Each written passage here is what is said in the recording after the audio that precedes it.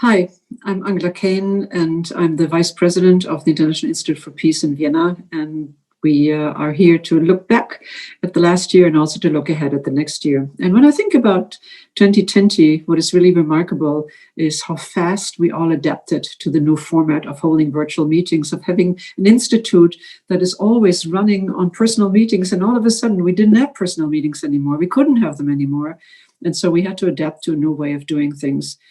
In my view, the most remarkable event series we have been dealing with this year was in the context of our initiative Young Generation for the New Western Balkans on the topic post-Covid and post-democracy Balkans, where we had many very eloquent and very smart people from the region discussing about their future. What do they need from the European Union, but also what are their demands towards their own governments and towards regional cooperation. I think that a remarkable event this year in my field of expertise, which is neutrality studies, was a very successful conference that we were able to host on the 2nd and 3rd of March.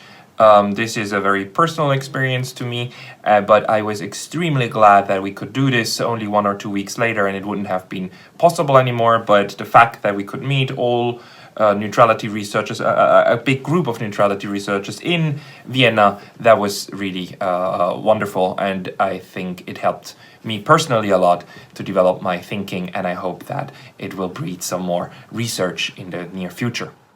The most remarkable event was organized, in my opinion, by the IIP the last year in summer 2020 by the name PostCovid or Post-Democracy Balkans. It was actually a series where young people expressed their problems and how they see their future in the region.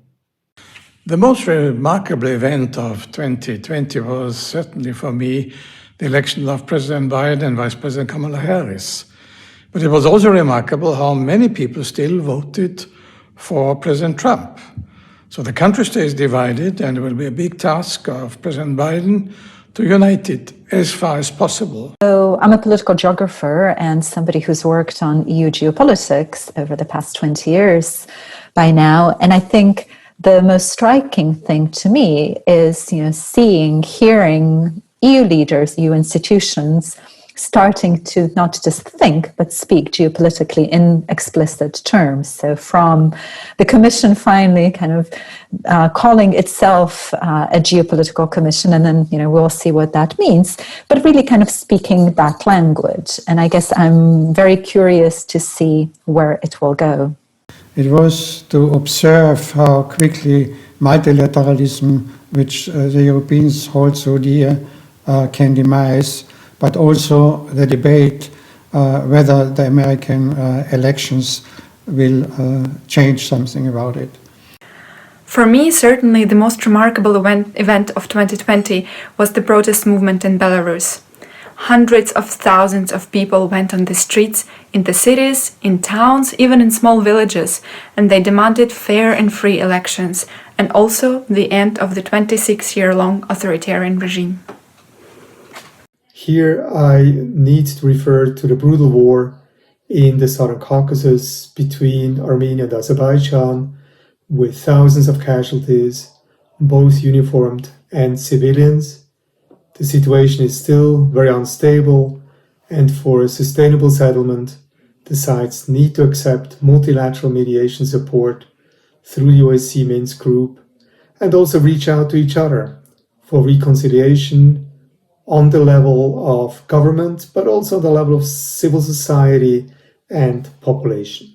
Another remarkable event was the political unrest and the following imposition of a national security law on Hong Kong by the Chinese government, not only threatening Hong Kong's political autonomy and the civil rights, but also putting at risk its role as a liberal economic outpost of China. Obviously, what has marked the 2020 is the pandemic and countries, governments, citizens, businesses reacting to it and trying to cope with it. As someone who follows the Western Balkans, I think it was interesting to see how much the Western Balkans, not just governments, but also citizens and businesses have come together and have supported each other.